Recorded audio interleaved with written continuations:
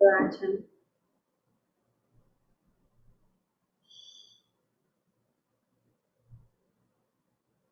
श्रीमद् भागवतम के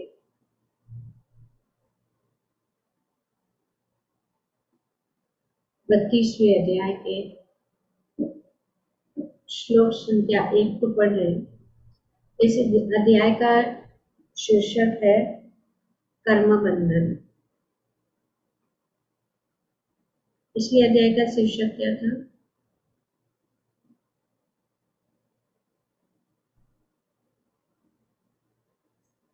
जीवों की गतियों के विषय में।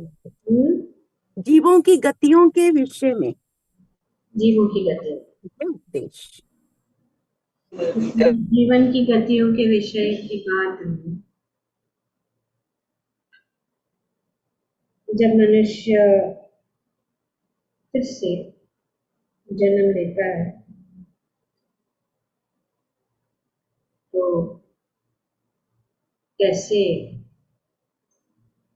जन्म मृत्यु के चक्कर में फंस जाता है,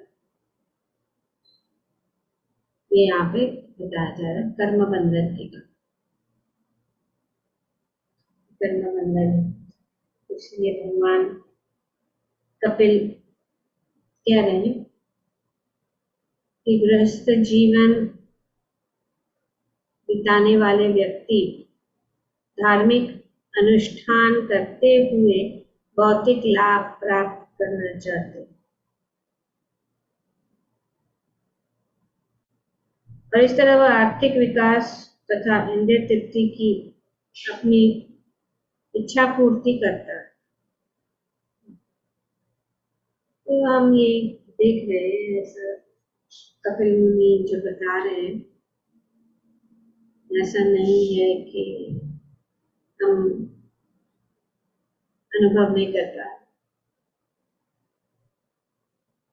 अक्सर ज्यादा से ज्यादा लोग जो है यही चाहते हैं, इसीलिए भगवान जानते हैं, भगवान बता रहे कि व्यस्त जीवन का यही उद्देश्य धार्मिक है, धार्मिक अनुष्ठान करते इसके लिए भौतिक लाभ।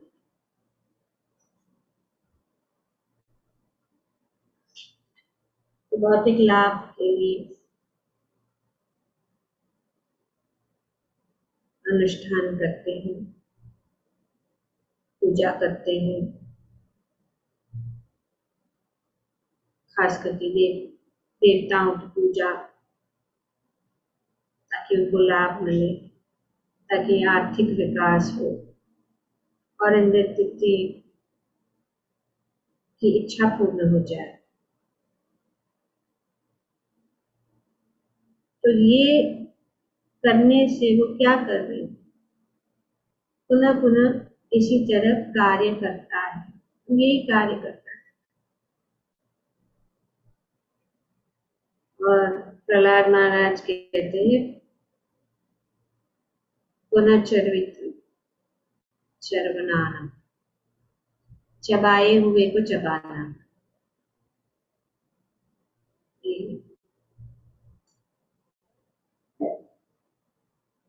गृहस्थ जीवन का यहाँ पे वर्णन किया जाए। हम सब इसी में हैं, गृहस्थ जीवन में हैं, तो ऐसे समझना बहुत जरूरी है, क्योंकि यही कर्म बंधन का कारण बन सकता है, गृहस्थ जीवन। और यही गृहस्थ जीवन जो है मुक्ति दिला सकता है। गृहस्थ जीवन में रहते हुए भी हम मुक्त हो सकते। सबसे सुरक्षित आश्रम यही है, अगर उसको अच्छी तरह से समझा जाए। अगर हम इसको अच्छी तरह से समझे तो लाभदायी हो सकता है। सब कुछ हो सकता है, सब कुछ होते हुए भी हम भगवत प्राप्ति कर सकते हैं, भगवत धाम वापस जा सकते।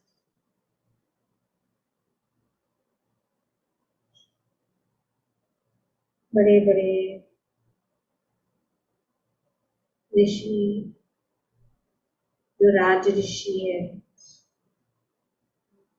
यहाँ पे प्रहलाद महाराज का भी उदाहरण दिया जा रहा है। प्रहलाद महाराज भी कह रहे हैं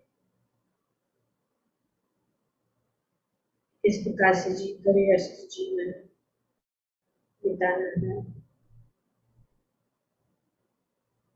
अनेक अनेक गृहस्थ होते हुए भी हम सफलता प्राप्त कर सकते। अमरीश महाराज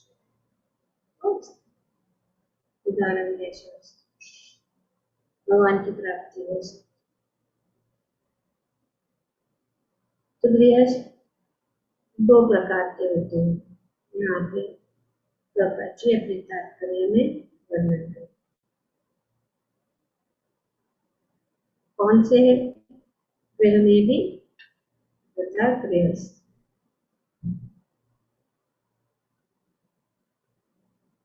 में बहुत अंतर है। गृहमेधी का जीवन लक्ष्य इंद्रिय तृप्ति रहता है और गृहस्थ का आत्म साक्षात। इसीलिए सब आश्रम, ब्रह्मचारी आश्रम, गृहस्थ आश्रम, वानप्रस्थ आश्रम, संन्यास आश्रम। आश्रम मतलब आत्म साक्षात्कार का जीवन बिताना, भगवान के आश्रय में रहकर।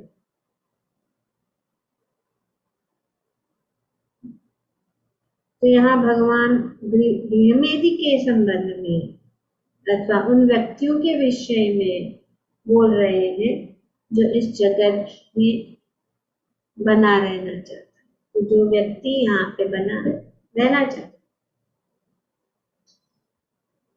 निकलना नहीं चाहता, उसको कहते गृहमेधी।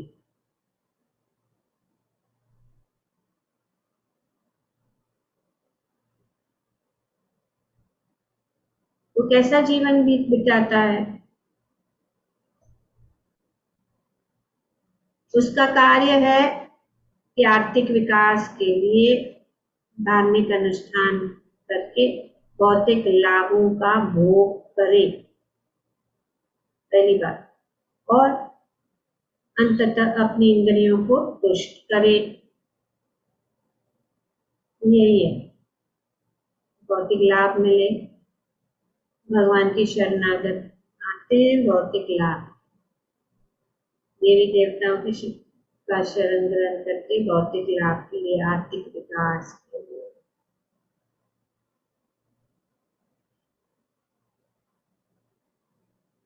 देवताओं की पूजा जैसे बड़े बड़े उत्सव है, देवताओं बड़े बहुत लोग बहुत उसमें जुड़े हुए,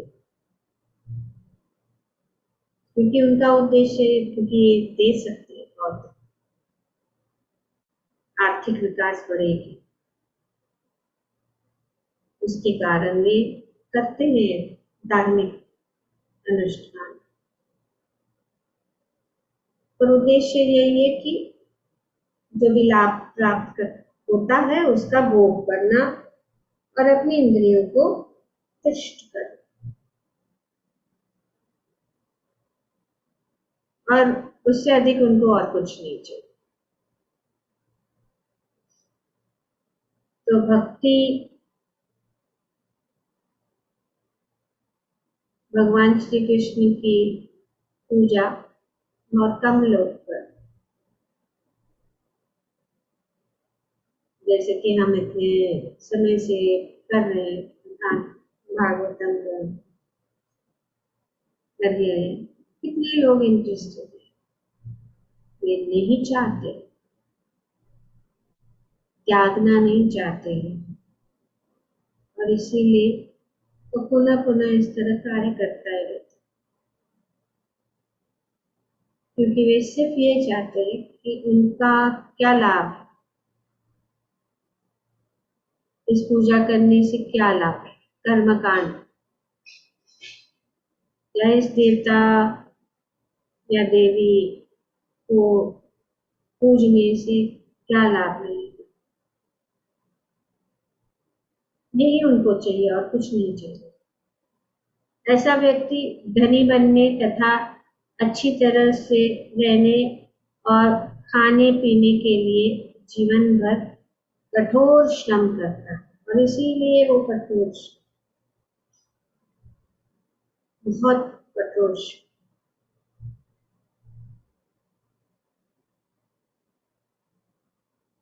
पर भक्त एक बार खा के भी तुष्ट रहता है, और जो भोगी है 3 बार खा के भी तुष्ट नहीं है, और उसके लिए इतना कठोर परिश्रम।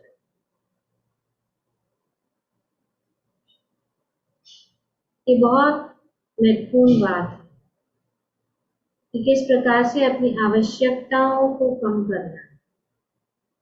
जो भी आवश्यकताएं हैं, जैसे खाना है, पीना है, घर की जरूरत है, घर में रहना है, तो ये जो जरूरत चीज आवश्यकता से, एक प्रॉपर्टी, 2 प्रॉपर्टी, 3 प्रॉपर्टी, पर सब जगह प्रॉपर्टी प्रॉपर्टी, और 2 bedroom, 1 bedroom, 2 bedroom, 3 bedroom, 4 bedroom भी आजकल जो है काफी नहीं, कोई अंत नहीं है। पर उसके लिए क्या करना होता, क्या करना पड़ता है, जैसे यहाँ पे बताया गया कि कठोर श्रम करना, श्रम तो करना ही है, चाहे आध्यात्मिक जीवन में या भौतिक जीवन में। आध्यात्मिक जीवन में श्रम करने से हम भगवत धाम वापस जाएंगे, और भौतिक जीवन में श्रम करने से हमारे फिर वापस यहीं पे रहेंगे, वापस यहीं पे आएंगे इस भौतिक जगत में, और इस प्रकार से ये चलता ही जाएगा, का कोई अंत नहीं। भौतिक कार्य से हम इस मनुष्य जीवन प्राप्त कर सकते हैं, या हमारा नीचे के योनियों में भी पतन हो सकता है, लेकिन आध्यात्मिक जीवन बिताने से भगवान श्री कृष्ण की शरणागत होने से, शरण ग्रहण करने से हम भवसागर को पार करके फिर इस जन्म मृत्यु के जो स्थान में नहीं आएंगे, जहां जन्म मृत्यु बार बार होता है।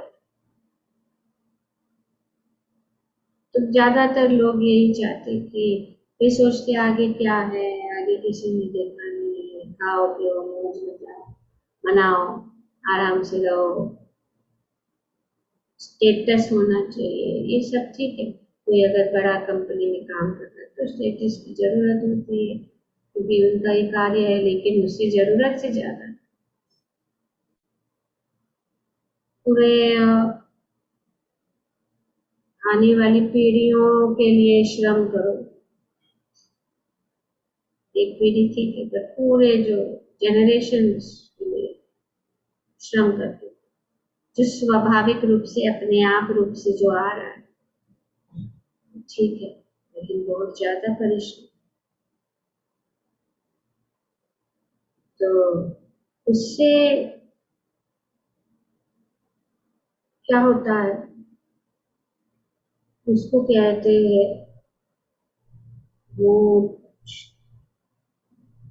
पवर्ग, पवर्ग,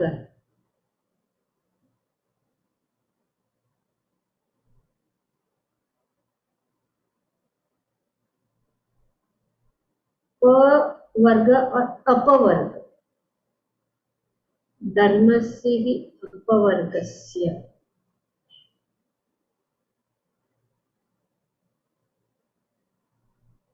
तो पवर्ग क्या है? किसको पवर्ग हिंदी में पवर्ग? मतलब कि पाप बा मा। हाँ, प फ ब ब म। पाप से परिश्रम। हाँ, प से पाप से परिश्रम। परिश्रम। पाप से कि इतना परिश्रम करके थकने पे मुंह से वो पेन पेन। जैसे घोड़ा या एक पशु को बहुत ज्यादा परिश्रम कराते तो उनके मुंह से क्या निकलता है? Pen pen.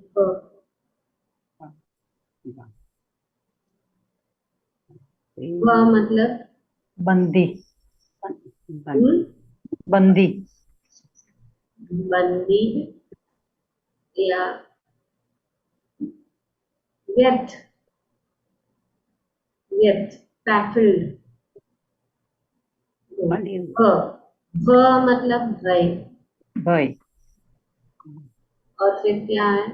मृत्यु।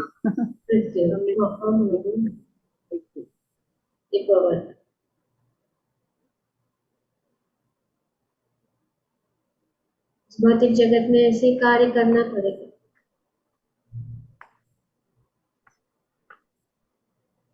और ज्यादा करने से मृत्यु को ही बुला रहे। और देख रहे हैं आजकल इतना हार्ड वर्क कर रहे हैं, स्ट्रेस इतना है और इतनी सारी बीमारियां स्ट्रेस के कारण हो रहा है। भौतिक स्ट्रेस। ऐसा नहीं कि बहुत लोग बीमार नहीं होते, लेकिन उनकी बीमारी किसके लिए है? भगवान के लिए। क्योंकि शरीर तो कार्य करेगा, शायद शरीर को किस तरफ से इस्तेमाल कर।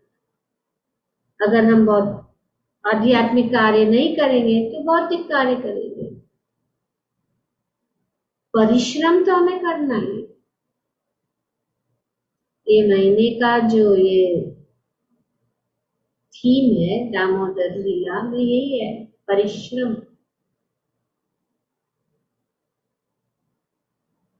चाहे हमारा आध्यात्मिक जीवन हो या भौतिक जीवन, पर भगवान के लिए परिश्रम करने से भगवान प्राप्त हो जाए। और अगर हम भौतिक चीजों के लिए परिश्रम करेंगे तो मृत्यु को प्राप्त तो कुछ न कुछ होना ही है। उसका तो परिश्रम का तो फल मिलना ही तो है, चाहे वो भौतिक हो या आध्यात्मिक हो, परिणाम तो होगा ही। इसीलिए गृह में भी भौतिक लाभ के लिए आध्यात्मिक अनुष्ठान करते हैं और उसको भोगना चाहते हैं और इंद्रियों को तुष्ट करना चाहते हैं। उससे अधिक और कुछ नहीं चाहिए। ऐसा व्यक्ति धनी बनने तथा अच्छी तरह से रहने और खाने पीने के लिए जीवन भर कठोर श्रम करते। कौन कहता है कि अच्छी तरह से मत रहो? कौन कहता है कि धनी मत बनो? कौन कहता है कि खाओ मत? और हमारा उद्देश्य यही जो भगवान की संतुष्टि के लिए। अभी दामोदर लीला कर रहे, घर घर में जा रहे, तो ये बहुत आनंदमय अवस्था है।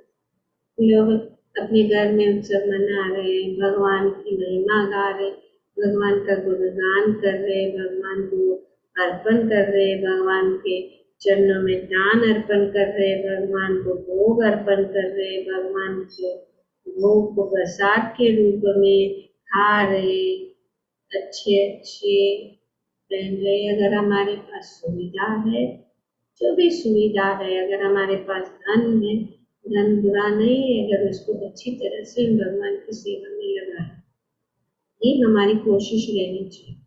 जब भी कोई उत्सव है, जब भी कोई मौका रहता, हमें ज्यादा से ज्यादा हमारा धन को उसमें लगाना चाहिए। अगर हमारे पास ज्यादा धन हो जाएगा प्रचुर मात्रा में, तो हम उसको इंद्रिय भोग में लगाएंगे, और अगर हम नहीं लगाएंगे तो और कोई लगाएगा हमारा ही धन। तो इसीलिए ये उत्सव होते हैं, जैसे कि दामोदर मास में दान का महत्व है, मार्गशीर्ष मास में दान का महत्व है, विद्यादान है, विद्यादान प्रचुर मात्रा में देनी चाहिए ताकि लोग इसको समझें, ताकि प्रचार बढ़े। प्रचार के लिए ज्यादा से ज्यादा हमें जो है कंट्रीब्यूट करना बहुत जरूरी है, लेकिन हम सोचते हैं नहीं, हमारा ये इंडक्टिव में रुकावट।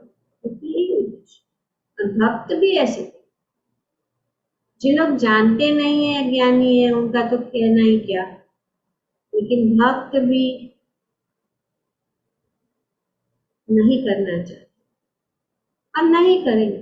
वो सबका अपना अपना इच्छा है के अनुसार भगवान अपनी स्वतंत्रता में जो है दखल नहीं करते, इंटरफियर नहीं करते, लेकिन यहाँ पे स्पष्ट बताया गया है कि धन का अगर धन होगा, जैसे कि हम फिर से वही दामोदर लीला में हम आ रहे, धन को क्या होगा, कुबेर जो और कुबेर के दो पुत्र के जैसे क्या करेंगे, शराब, मदिरा पान, जुआ और क्या स्त्री का भोग। तो मदिरा मतलब मदिरा शब्द नहीं है, मदिरा मतलब खाना पीना घूमना फिरना, और वो क्या कर रहे हैं, वही कर रहे हैं, घूमने गए हैं आनंद लेने के लिए, तो इसी में यूज किया जाए। और फिर क्योंकि पड़ोसी गया है तो हमें भी जाना है, वो दूसरी खिंचाव है, हमारे तो सब रिश्तेदार तो यहाँ जाके आ गए, वहां जाके आ गए, तो हमको भी जाना है, तो हम नहीं जाएंगे तो हम कैसे पीछे रह जाएंगे, तो अब पीछे रह जाएंगे ना, क्या होगा, पीछे रह जाओगे, यहीं पड़े रह जाओगे। तो इसीलिए ये है जितना भी हो सके, रूप गोस्वामी तो कहते 50% देना चाहिए, अगर कोई 10% भी कोई दे तो भी कुछ शुरुआत है। 1000 रुपए में से 10% कितना है, हाँ कितना, कितने में से 100 रुपए, हाँ 100 रुपए, 100 रुपए हाँ, कुछ है, 100 रुपये कुछ है कि आज की तारीख में कुछ है, कुछ भी नहीं। हम रेस्टोरेंट में जाते 1500, 2000, 3000, वेटर को 100 रुपए 10%, लेकिन अपने को बचाने के, और वो जाके खाते हमारा ही स्वास्थ्य बिगाड़ रहे और उसके लिए हम पैसा भर रहे, लेकिन जिससे हम देकर हमारा स्वास्थ्य अच्छा हो जाएगा, कभी नहीं बीमारी होगी, कभी नहीं मृत्यु, कभी नहीं बुढ़ापा, उसके विषय में सोचते नहीं है। और जब बात करते तो लोग बोर होते हैं, ध्यानपूर्वक सुनते भी नहीं, यहाँ किसी से तो वो भी हमारा, तो दान करने से पुण्य मिलता है, और अगर हम भगवान की महिमा बढ़ाने के लिए देंगे, भगवान के प्रचार के लिए देंगे, तो भगवत धाम की प्राप्ति गारंटीड है। और हम दान भी देते तो अच्छा उसके बदले में क्या मिलेगा, उनको become life member, what facilities I will get, फिर गया आपका दान, फैसिलिटी क्या चाहिए, निष्काम। अगर दान दिया तो बस पता ही नहीं कि दे दिया गया, लेकिन हमारा नाम अनाउंस नहीं किया हमने इतना दिया, तो फिर वो अगेन वही हो जाता है, मान प्रतिष्ठा ख्याति। तो इसीलिए बचने के लिए हमें नियुक्त करना चाहिए, इसीलिए नित्य सेवा इसीलिए है, नित्य सेवा इसीलिए नहीं कि कोई हमारा धन को चाहते हैं, ये हमारे धन को चाहते हैं। जो भक्त है वह स्वयं लक्ष्मीपति की सेवा में लगे हैं। हमारे दो दो पॉइंट, हाँ जो कुछ भी नहीं है, हाँ दो दो कौड़ी क्या वो उनको ये मिलेगा, लेकिन हमें एक कौड़ी भी अगर देंगे तो उसको लाभ अधिक मिलेगा। अगर हमें डिसाइड हर एक को ये नियत करना है कि हर दिन और कुछ कोटा भगवान के लिए ना फिक्स करना है, 1 रुपया से लेकर 1 लाख रुपया तक या 1 करोड़ रुपया तक भी कोई कर सकता, 1 पैसा तो देना ही है। अगर हम कह सकती, ऐसा नहीं कि हम करोड़पति और हम 1 पैसा दे रहे ऐसा भी नहीं, जैसे कि कुछ लोग कहते हैं बड़े बड़े धनवान है लेकिन भगवान को एक केला अर्पण कर और खा रहे हलवा पूरी, भगवान को दे रहे वो भी सबसे सस्ता केला, इसलिए अपनी यथाशक्ति भगवान देखना चाहते हैं कि कितना हम ये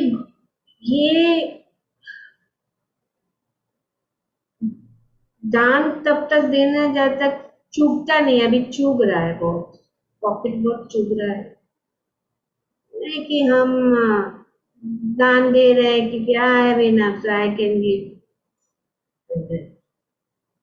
ऐसा नहीं है। जिसके पास 100 रुपए की कमाई है उसका 10% कितना है, 10 रुपया, वो 10 रुपया 10 लाख के बराबर होता है, क्योंकि उसके लिए वो 100 रुपये में से 10 निकालना बहुत पिंच होता है, फिर भी वो देता है, वो भगवान देता है कि कितना पिंच हो रहा है, माता ईश्वरता को कितना पिंच हुआ, कितना उनको पसीना पसीना हो गया, कितना परिश्रम करके उन्होंने सब कुछ अपना अपना मन बुद्धि बल सब कुछ लगाया भगवान को प्राप्त करने के लिए। तो हमारा उद्देश्य गृहस्थ जीवन, भक्तों भक्त, अगर हम अपने आप को भक्त कह रहे तो हमें ये जानना है कि हमें क्या करना है नहीं करना है, कोई जबरदस्ती नहीं है।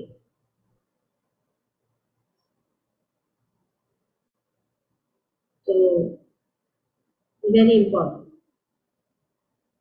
कि हमें यहाँ रहना है कि आगे जाना है, तो वह किसी पुण्य कार्य के लिए कुछ दान देकर अगले जीवन में स्वर्ग लोक को जाना जा सकता है, किंतु वह जन्म मृत्यु के आवागमन से को रोकना नहीं चाहता और न संसार के दुखों का अंत देखना चाहता है, ऐसा व्यक्ति गृहमेधी कहलाता है। दान भी देना है क्योंकि स्वर्ग में जाना, लेकिन जन्म मृत्यु क्या है? भगवत गीता में भगवान बताते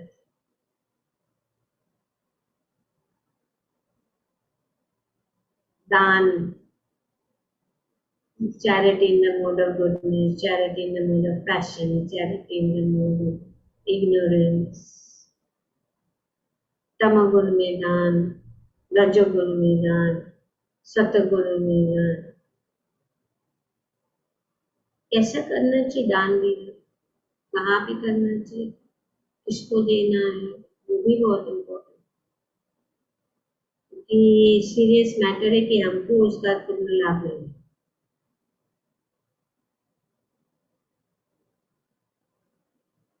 तो ये गृह में भी दान भी करता है तो उसके लिए कुछ उसके बदले में चाहता है। अगर वो धार्मिक अनुष्ठान करता है तो भी लाभ ही चाहता है, और उसका लाभ मिलता है तो उसको इंद्र तृप्ति में लगाना है, इंद्रियों को तुष्ट करने के लिए। अभी दिवाली आ रही है तो सब लोग अपने अपने लिए नए नए वस्त्र, नए नए कपड़े, और दिवाली के दिन हमें भगवान के लिए नए श्रृंगार, भगवान के लिए नए वस्त्र, भगवान के मंदिर को और अच्छे से सजाना पहला है। घर नहीं, घर बाद में होगा। घर तब सजेगा जब भगवान सजा हुआ लगेगा, जब मंदिर सजा हुआ लगेगा।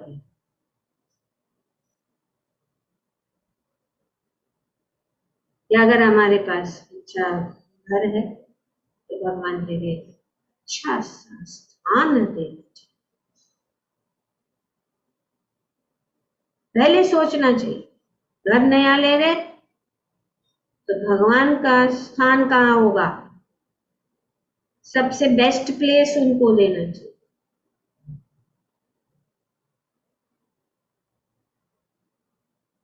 या चेन्नई की किचन में चूल्हा भुगंटू,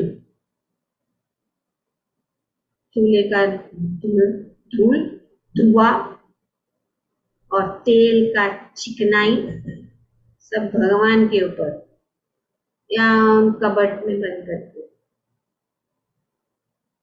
रखना, ऐसा बात नहीं। भगवान को अच्छी स्थान, अच्छी तरह से, तो हमारे अपने घर के भगवान के लिए करो। अगर नहीं देना है बाहर तो अपना घर का तो करो अच्छी तरह से। अपने घर में बैठो, लोगों को बुलाओ, कीर्तन करो, भगवान 2-5 लोग, ज्यादा जरूरत नहीं। मोस्ट इम्पोर्टेंट चीज क्या है, अपना समय को भगवान। तो गृहस्थ वह व्यक्ति है जो अपने परिवार, पत्नी, बच्चों तथा कुटुंबियों के साथ रहता है। गृहस्थ जीवन ऐसा नहीं कि वो अलग से रह रहा है, सबके साथ है, पत्नी के साथ है। जरूरत नहीं है पत्नी को छोड़ना, जरूरत नहीं है बच्चों को छोड़ना, जरूरत नहीं है कुटुंबियों को छोड़ना, किंतु उससे कोई लगाव नहीं है। हम है सबके, हम सबके साथ, लेकिन कोई लगाव नहीं है, क्योंकि जितने भी कुटुंब के सदस्य हैं उनका संबंध भगवान के साथ, वे भगवान के, हम भी भगवान के हैं, और हम गृहस्थ में रहे सब कुटुंब के साथ जो भगवान की सेवा। तो कुटुंब में कभी कभी बच्चे जो है भक्ति में लग जाते हैं, तो उनको सहायता करनी चाहिए ताकि वे ऊपर उठे, भक्ति में आगे बढ़े और भक्ति करें। पर अभी परिस्थिति दुर्भाग्यवश ऐसी है कि संग ही नहीं है, संग नहीं, और संग है तो परवाह नहीं कहते लोग।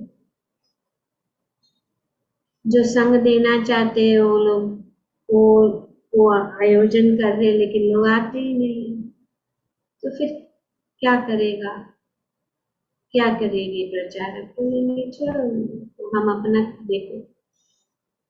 पर हम इसी इसी कारण घाटा हमारा ही है, किसी और का नहीं। हम अगर अभी यहाँ पे संघ है, जो मंदिर में हमारे ग्रुप का ही संघ चल रहा है, भक्ति लता यूथ फोरम, कितने लोग जा रहे हैं हमारे, और सब जो वहाँ के जो भक्त है जो रेगुलरली जाते हैं वो कितना परिश्रम है, लेकिन हमारे घर में कुछ ना कुछ है, कुछ ना कुछ होता रहता है। तो चलो कभी कभी इमरजेंसी है या कभी नहीं जा सकते, लेकिन अपने को ये सपोर्ट भी देना बड़ी बात है। आई नो मुझे तो भगवत गीता पन्ने से पन्ने पूरा ज्ञान, मैं क्यों जाऊं वहां पे बैठ के सुनूं, वो बात नहीं है। बात उपस्थिति की है, हाजिरी की है, हाजिरी देना जरूरी है। आपके हाजिरी से दूसरे लोग प्रोत्साहित होंगे, पर हम अपना ही सोचते हैं कि वो तो क्लास में, अच्छा कौन सा ये चल रहा है अभी, कौन सी भगवत गीता चल रहा है, भागवत, तो कुछ नया टॉपिक होगा तो देखते हैं, तो फिर हाँ जाएंगे। बार बार बार बार वही सुनना है। तो जी हर एक पन्ने में वही बात बता रहे, यहाँ पे कपिल मुनि भगवान भी वही बात बता रहे जा रहे बार बार, क्योंकि हमारी बुद्धि इतनी अज्ञान से भरी हुई है कि अगर याद नहीं दिलाया जाएगा तो हमें याद नहीं आएगा।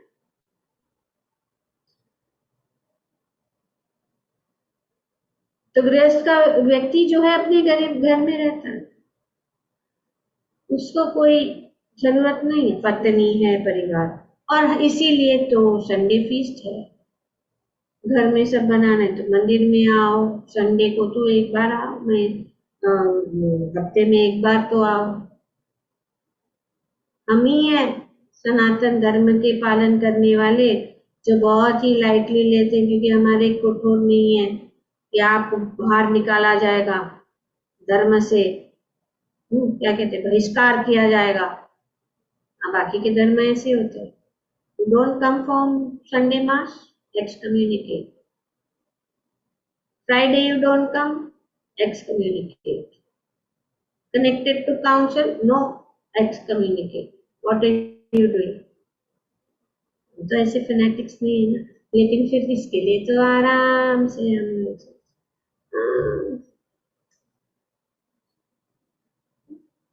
कोई वैल्यू नहीं है। तो वह साधु या सन्यासी न बनकर पारिवारिक जीवन बिताना पसंद करता है, तो कोई जरूरत नहीं है कि सन्यासी बने या ब्रह्मचारी बने, परिवार में रहकर, किंतु उनका मुख्य उद्देश्य आत्म साक्षात्कार प्राप्त करना या कृष्ण भावनामृत के पद तक पहुंचना रहता है। तो यही हमारा उद्देश्य,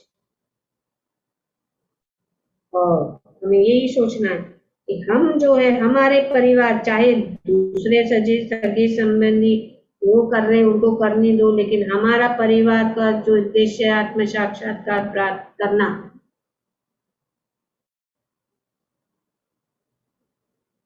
किंतु यहाँ कपिल देव गृहमेधी के विषय में बता रहे हैं कि क्या है, जिनका गृहमेधी कौन है, जिनका लक्ष्य भौतिकतावादी संपन्न जीवन बिताना और जिससे वे यज्ञ दान तथा